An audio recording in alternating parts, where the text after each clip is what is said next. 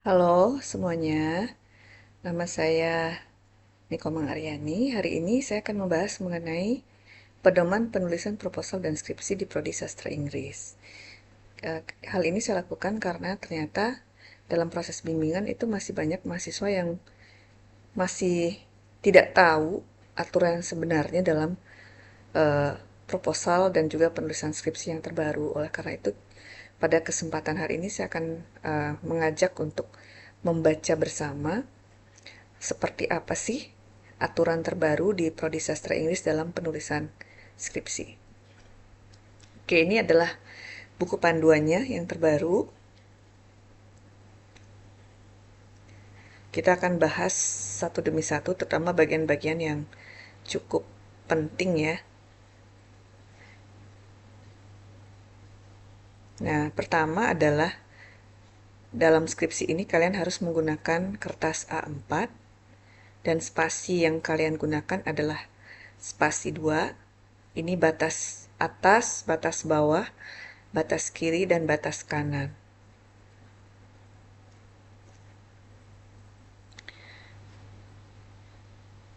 Oke, bab 1 disebut sebagai chapter 1 introduction, tapi penulisnya jangan seperti ini ya, nanti akan diperlihatkan yang benar. Oke, uh, terdiri dari background of the study, kemudian 1.2 adalah limitation of the problem.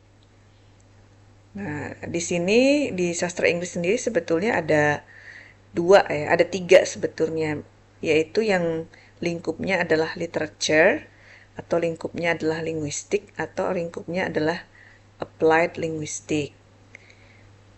Jadi untuk literature itu terdiri dari karya sastra yang membahas prosa, puisi, dan lain-lain sebagainya. Kajian linguistik itu terdiri dari fonologi, morfologi, sintaks, semantik, pragmatik, sosiolinguistik. Nah, kalau applied linguistik itu lebih terkait pada penerapan ilmu bahasa, seperti pengajaran dalam bahasa Inggris, penerjemahan, dan lain sebagainya. Jadi untuk limitation of the problem, contohnya bisa seperti ini ya, kalian tulisnya.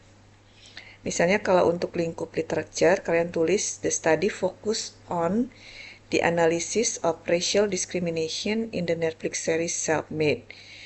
The study is limited to the analysis of selected episode and does not include a broader discussion of all episode or other aspect such as production technique. Jadi kalian menuliskan limitasi dari studi kalian itu apa aja. Jadi hasilnya nanti tidak akan menunjukkan generalisasi dari keseluruhan episode dari series yang dibahas ini. Nah, kalau untuk studi linguistik misalnya contohnya adalah the study focus on pragmatic, which is deal with the meaning in context and how language is used by speaker in real communication. The study analyzes the use of conversational implicature in selected scenes from a television series The Candle. The study is limited to several selected episodes and only focus on utterance spoken by the main character. Jadi kalian sebutkan nih limitasi dari riset kalian itu seperti apa. Nah, untuk 1.3 namanya adalah research questions. Jangan lupa untuk menambahkan S karena research question kalian lebih dari satu. Nah, cara untuk menuliskan dari research question untuk lingkup studi literature adalah contohnya seperti ini. How is racial discrimination portrayed through the characterization in the Netflix series Self-Made? Ini judulnya ya, judulnya harus dimiringkan. Seperti ini. How does the character deal with racial discrimination in Netflix series Made? Kalau untuk linguistik misalnya, what types of conversational implicature are used by the main character in the selected scene of television series The Candle? What function of conversational implicature are used by the main character in selected scenes of television series? Nah, The Candle ini harusnya miring ya, mungkin di sini ada kesalahan. Seperti itu. Kemudian 1.4 adalah objective of the study. Di sini kalian menuliskan apa-apa yang ingin dicapai dalam riset kalian. Misalnya, to analyze the portrayal of racial discrimination in Netflix series, dan seterusnya. To analyze how the main character employ conversational implicature to convey implied meaning. To investigate the effectiveness of using podcasts and as supplementary listening material in enhancing FFL student listening comprehension. Yang berikutnya adalah 1.5. Ini yang paling sering sekali mahasiswa masih salah ya. Jadi untuk function of the study, functionnya pakai S di sini. Kalian harus membaginya menjadi dua. Yang pertama adalah theoretical function. Jadi fungsi yang berkaitan dengan pengembangan teori. Jadi di sini kalian membahas fokus kepada bagaimana fungsi dari riset kalian untuk lingkup teoritis. Jadi kontribusi penelitian terhadap pengembangan teori atau konsep dalam bidang yang diteliti. Fungsi ini menyoroti bagaimana penelitian yang dilakukan dapat memperkaya pemahaman teoritis, menguji teori yang sudah ada, atau bahkan mengusulkan pendekatan baru. Contoh-contohnya ya, this study can contribute to a deeper understanding of how racial discrimination is portrayed in film, specifically through the analysis of female character. Misalnya seperti itu. Kemudian practical function itu berkaitan dengan manfaat praktis dari penelitian kalian. Apa manfaat praktis penelitian kalian di dalam kehidupan nyata? Manfaat bagi pembaca, manfaat bagi institusi pendidikan, manfaat bagi masyarakat secara khusus dan umum. Contohnya, the finding of this study can be used to raise public awareness about racial discrimination issues that still persist today. This can encourage further discussion and action to address discrimination and various aspect of social life. Ini apa sih fungsi praktis dari penelitian kalian? Oke, kita lanjut. Ini systematical presentation, sudah cukup mudah ya.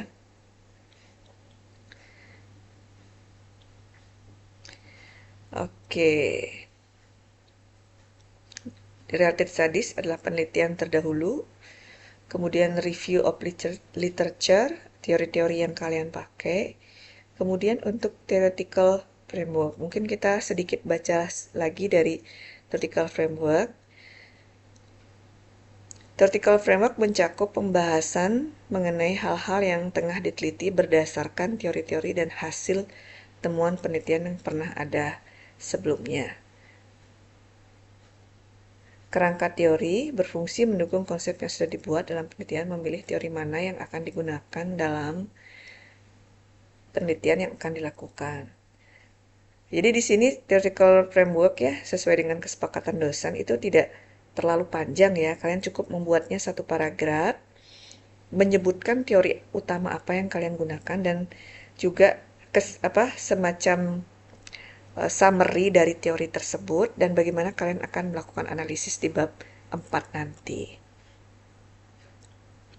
Kemudian ada riset metodologi, itu ada di chapter 3. Approach of the study. Nah, approach of the study ini kalian memilih apa? Apakah pendekatan kuantitatif atau pendekatan kualitatif? Nah, di sini kalian menjelaskan gimana sih desain penelitian kalian. Sebutkan juga teori-teori terkait dengan apa yang dimaksud dengan penelitian kualitatif, apa yang dimaksud dengan penelitian kuantitatif. Kemudian, data source. Data source ini menjelaskan penentuan sumber data dalam penelitian yang dilakukan. Data yang bisa dijadikan sumber dalam penelitian sastra, misalnya novel, film, atau naskah percakapan. Di sini kalian menjelaskan bagaimana kalian mendapatkan datanya seperti apa, step-step apa sih yang kalian harus lakukan untuk mendapatkan data ini. Kemudian data collection. Data collection, teknis pengumpulan data yang harus didukung oleh teori yang tepat, namun juga menjelaskan instrumen yang digunakan untuk mengumpulkan data. Pada penelitian kuantitatif, harus membahas instrumen penelitian dan teknik pengumpulan data sesuai dengan topik yang diteliti dan instrumen yang digunakan. Antara instrumen dan teknik pengumpulan data harus sesuai dan jelaskan oleh peneliti dengan didukung pendapat ahli. Kalian harus jelaskan nih, untuk jenis pendekatan tertentu, data collection prosedurnya seperti apa, siapa yang mengungkapkan itu. Data analisis. Data analisis menjelaskan bagaimana mahasiswa mengolah dan menganalisis datanya. Subbab ini juga meliputi penjelasan pendekatan alur logika yang digunakan dalam mengeksplorasi esensi dan makna yang terkandung dalam data penelitian. Nah, di sini pun kalian harus menggunakan teori sesuai dengan pendekatan apa dan bagaimana cara kalian menganalisis. Apakah dari Creswell atau dari apa? Nah, step-stepnya seperti apa? Oke. Nah, ini penting juga ya. Jadi, skripsi kalian jumlah minimal halamannya adalah 50 halaman, baik applied linguistik, baik linguistik maupun literature. Kalian lihat di sini. Misalnya di masing-masing lingkup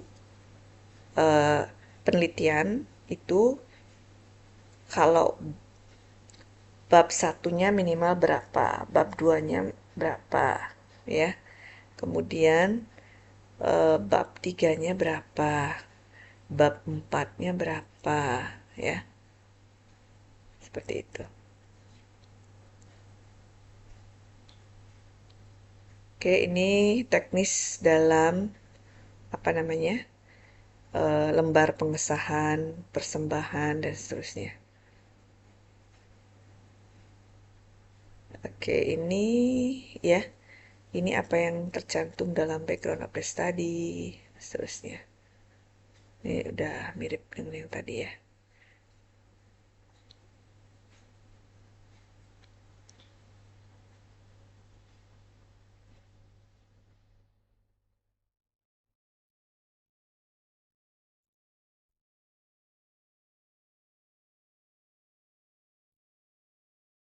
Oke, untuk finding dan discussion, bagian ini menyajikan hasil penelitian yang diperoleh dari data yang telah dikumpulkan melalui metode yang digunakan dalam penelitian. Data disajikan secara sistematis dalam bentuk deskripsi, tabel, grafik, atau bentuk lainnya yang sesuai. Jika penelitian menggunakan metode kuantitatif, bagian ini memuat hasil statistik. Jika penelitian bersifat kualitatif, bagian ini berisi deskripsi dalam menjawab berdasarkan hasil observasi, wawancara, atau analisis teks. Misalnya jika menggunakan analisis tematik, maka harus memperinci tema-tema yang diidentifikasi dalam analisis, menggunakan kutipan dan transkrip atau teks yang mendukung klaim peneliti. Tidak harus dibagi menjadi ini ya, dua bagian seperti ini. Bisa aja research question 4.1 dan 4.2 itu kalian menggunakan sesuai dengan research questionnya. Kalau research question pertama apa, judulnya sesuai dengan research question pertama. Kalau research question kedua 4.2-nya adalah sesuai dengan research question kedua. Conclusion, kesimpulan berisi uraian singkat tentang analisis yang telah disajikan di bab sebelumnya. Kesimpulan harus ditarik berdasarkan temuan dan pembahasan, bukan pengulangan. Jangan mengulang lagi di sini ya, dan jangan mencari hal-hal yang terlalu umum untuk masuk ke sini, tapi benar-benar menunjukkan kesimpulan dari hasil penelitian kalian. Nah, ini yang sering banyak mahasiswa yang bingung itu, suggestion itu nulis apa sih? Oke. Di suggestion itu nih ya. Nah, salah satu yang bisa kalian isi adalah memuat kendala apa yang ditemui dalam penelitian ini untuk kemudian peneliti menyarankan agar peneliti yang akan melakukan penelitian yang lebih berhati-hati dalam menentukan sumber data sampel instrumen. Bagian ini meminta kejujuran penulis.